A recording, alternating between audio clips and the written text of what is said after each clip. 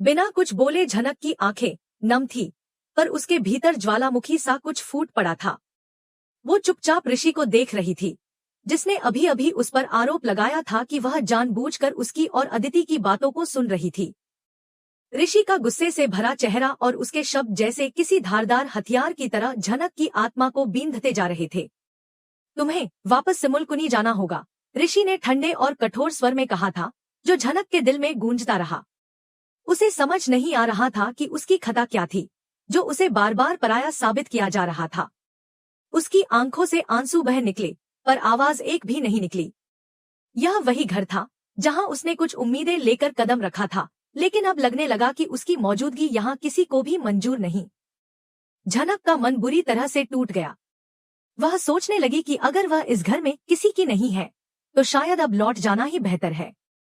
उसकी आत्मा आहत थी और उसे लगा जैसे वह सिर्फ एक बोझ बनकर रह गई है। इसी भावनात्मक तूफान के बीच कहानी में एक और बड़ा मोड़ आता है। जनक की मां नूतन, जो वर्षों से अपनी बेटी को खोज रही थी, कोलकाता पहुंच जाती है पराशर के साथ। जैसे ही वे ऋषि के घर पहुंचते हैं, वे देखते हैं कि वहां हल्दी की रस्म चल रही है। उन्हें इस रस्म की असलियत का अंदाजा नहीं होता, लेकिन यह जरूर समझ में आ जाता है कि झनक इस घर में एक नौकरानी बनकर रह रही है और ऋषि किसी और से शादी करने जा रहा है। नूतन का दिल कांप जाता है। वह सब कुछ छोड़कर अपनी बेटी को पाने के लिए आई थी, और यहाँ उसे यह दृश्य देखने को मिला। ऋषि के घर में जब नूतन और पराशर प्रवेश करते हैं, तो सभी हैरान रह जाते हैं। हल्दी की रस्म के बीच उनका आना सबको चौंका देता है। ऋषि के चेहरे का रंग उड़ जाता है। उसे तुरंत समझ में आ जाता है कि नूतन यहाँ क्यों आई है और अब क्या होने वाला है। डर और घबराहट उसके चेहरे पर साफ झलक रही थी। नूतन बिना वक्त गवाए झनक को गले लगा लेती है, जिससे सारे मेहमान और घरवाले स्तब्ध रह जाते हैं। अर्शी, मोहन और यहाँ तक कि मून के मन में सवाल उठने लगते हैं। यह महिला आखिर कौन है और वह झनक को क्यों अपनी बेटी कह रही है? फिर नूतन पूरे घर के सामने सच्चाई खोल देती है। वह कहती है, यह मेरी बेटी है। यह नौकरानी नहीं, बल्कि इस घर की बहू है। इस ऋषि ने मेरी बेटी से गांव में विधिवत रीति रिवाजों से शादी की थी और अब इसे नौकरानी बनाकर यहाँ रखा है।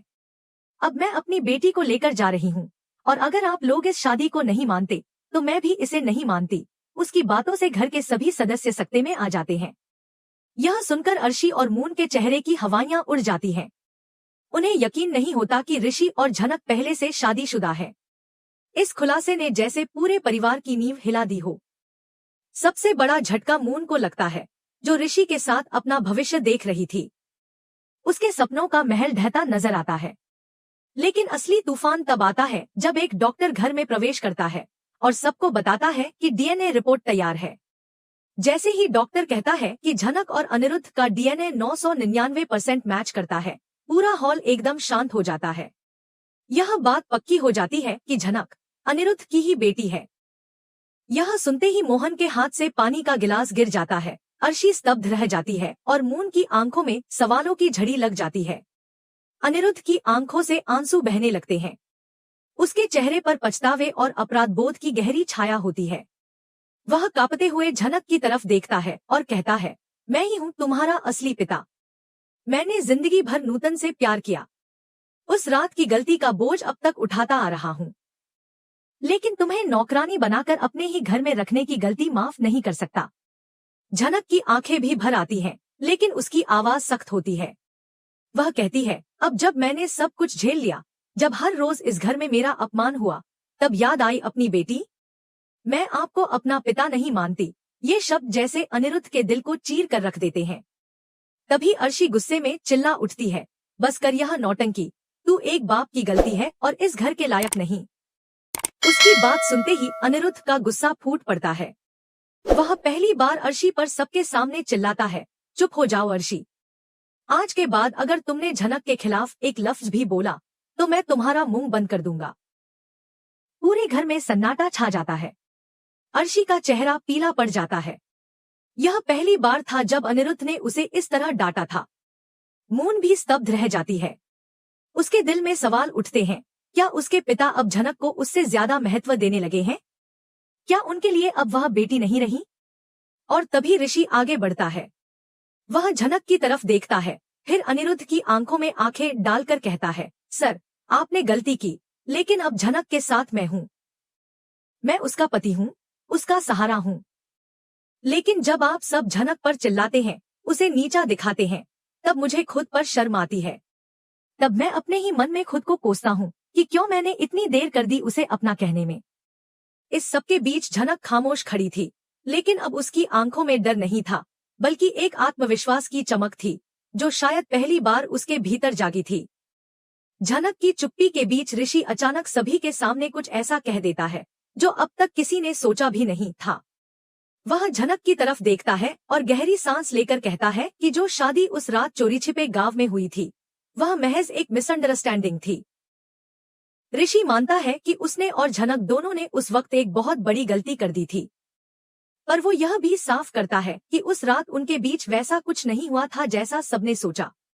उन्होंने गांव वालों के दबाव और झनक की इज्जत की खातिर वह शादी निभाई थी, लेकिन वक्त ने सब कुछ बदल दिया है। ऋषि अब खुद कबूल करता है कि आज जब वह झनक के करीब आ चुका है, वह उसके साथ रहना चाहता है। ऋषि कहता है कि वह अब मून को भुलाकर झनक के साथ एक नई शुरुआत करना चाहता है। मगर इसी कश्मकश में वह उलझा हुआ है, क्योंकि उसकी जिंदगी के बीच मून का प्यार एक दीवार बन गया है। वह साफ कहता है, मैं कंफ्यूज हूँ। झनक से प्यार करने लगा हूँ, लेकिन मून आज भी मुझसे प्यार करती है। मैं करूँ तो करूँ क्या? ऋषि के इस खुलासे से सब सकते में आ जाते हैं, और तभी अर्शी गुस्से से चिल्ला उठती है, तुम किस मुंह से ये सब कह रहे हो? तुमने मेरी बेटी को धोखा दिया है। ऋषि बिना डरे अर्शी की आंखों में आंखें डालकर जवाब देता है, धोखा? माफ कीजिए, आपकी बेटी कभी मेरी थी ही नहीं। जब झनक मेरी जिंदगी में थी, मून किसी और से अफेयर में थी। यह सुनते ही घर का माहौल गर्मा जाता है और एक और चौंकाने वाला खुलासा हो जाता है। अर्शी तिलमिला उठती है और चीख कर कहती है, ऋषि, तेरी हिम्मत कैसे हुई मेरी बेटी के बारे में ऐसा कहने की? गुस्से में वह आगे बढ़ती है, लेकिन ऋषि अब डटकर खड़ा है। और तभी वह पल आता है जो किसी ने नहीं सोचा था। अनिरुद्ध, जो अब तक पछतावे में डूबा चुपचाप यह तमाशा देख रहा था, अचानक गुस्से में ऋषि को एक जोरदार थप्पड़ जड़ देता है। पूरे घर में सन्नाटा छा जाता है। वह अपनी बेटी मून की बेइज्जती नहीं सह पाता, चाहे हालात कुछ भी रहे हों। ऋषि उस थप्पड़ के बाद भी शांत नहीं होता, बल्कि जोर से चिल्ला उठता है, यह थप्पड़ मुझे नहीं, उस बेटी को पड़ा है जो सिर्फ अपने हक की लड़ाई लड़ रही है। आप नहीं समझ पा रहे कि आप अपनी ही बेटी की इज्जत को ठेस पहुंचा रहे हैं। मून स्तब्ध खड़ी थी, उसकी आंखों से आंसू बह रहे थे, और अर्शी ने चुपचाप अपनी नजरें झुका ली थी। झनक पूरे वक्त कुछ नहीं कहती, उसकी आंखों में सिर्फ खामोशी थी, जो हर शब्द से कहीं ज्यादा गूंज रही थी। तभी पराशर आगे आता है और तीखी आवाज में कहता है, झनक मेरी बेटी थी, है और रहेगी। अगर किसी ने उसकी तरफ आंख उठाकर भी देखा तो मैं वह आंख हमेशा के लिए बंद कर दूंगा। और मिस्टर अनिरुद्ध, आप खुद को सही साबित मत कीजिए। आप अच्छी तरह जानते हैं कि आपने क्या किया है। झनक आज इस हालत में है तो उसकी वजह आप भी हैं। यह सुनकर अनिरुद्ध का चेहरा और भी भारी हो जाता है। वह झनक के सामने झुक जाता है और कांपती आवाज में कहता है, मैं गिल्टी हूँ, लेकिन मैं चाहता हूँ कि तुम मेरी बेटी के रूप में एक नई शुरुआत करो। मैं तुम्हारी सफलता में बाधा नहीं, बल्कि भागीदार बनना चाहता हूँ। उसकी आंखों से बहते आंसू उसके पछतावे को बयां कर रहे थे। लेकिन अभी कहानी पूरी नहीं हुई थी। मून को धीरे धीरे सच की भनक लगने लगती है। हालांकि ऋषि उसे बहलाने की कोशिश करता है, वह साफ झूठ बोल देता है कि किसी ने उसे गलत जानकारी दी है। मगर मून के मन में शक गहराता है। वह यह मानने को तैयार नहीं थी कि सब कुछ झूठ है, इसलिए वह खुद सच का पता लगाने निकल पड़ती है। वह हर उस व्यक्ति से पूछताछ करती है जिसे ऋषि और झनक की शादी की जानकारी हो सकती है। ऋषि, जो अब मून के सामने कमजोर पड़ता जा रहा है, लगातार कोशिश करता है कि वह मून को सच से दूर रख सके। मगर मून हर बात की तह तक पहुंचने की ठान चुकी है।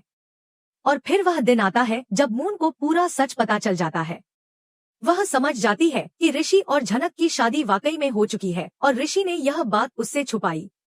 वह टूट जाती है और ऋषि से कहती है, तुमने मुझे धोखा दिया। तुम चाहते तो मुझसे सच कह सकते थे, लेकिन तुमने मुझसे वो भी छीन लिया। ऋषि उसके सामने हाथ जोड़कर माफी मांगता है, कहता है कि वह मजबूर था। झनक की इज्जत और गांव वालों के दबाव में आकर उसने यह कदम उठाया। लेकिन मून उसे बीच में रोक देती है और कहती है, मजबूरी में की थी तो बता भी सकते थे ना। तुमने जो किया वो सिर्फ एक धोखा था और इसकी कोई माफी नहीं है। अब ऋषि जान चुका है कि उसने मून का भरोसा तोड़ा है। दूसरी ओर छोटी झनक, जो अब तक मासूमियत से सब देख रही थी, अंदर ही अंदर टूट रही थी। उसे लग रहा था कि उसकी वजह से ऋषि की जिंदगी बर्बाद हो गई है। वह खुद को दोषी मान रही थी कि उसकी वजह से मून और ऋषि का रिश्ता खत्म हो गया है। वह सोचती है कि कहीं ऋषि अब उससे भी दूर ना हो जाए। कहानी अब उस मोड़ पर आ गई है जहां हर किरदार अपने ही सवालों में उलझा है। मून क्या अब हमेशा के लिए ऋषि को छोड़ देगी? क्या ऋषि अब झनक को अपना पाएगा? क्या झनक खुद को इस रिश्ते के लायक समझेगी? और क्या अनिरुद्ध, पराशर और अर्शी में से कोई झनक की नई कहानी में उसके साथ चलेगा? यह अब देखने वाली बात होगी, क्योंकि रिश्तों की बुनियाद हिल चुकी है, खून ने सच्चाई उगल दी है और एक बाप ने बगावत कर दी है। अब झनक की कहानी बदल रही है, लेकिन उस रास्ते पर उसके साथ कौन चलेगा, यही असली सवाल है।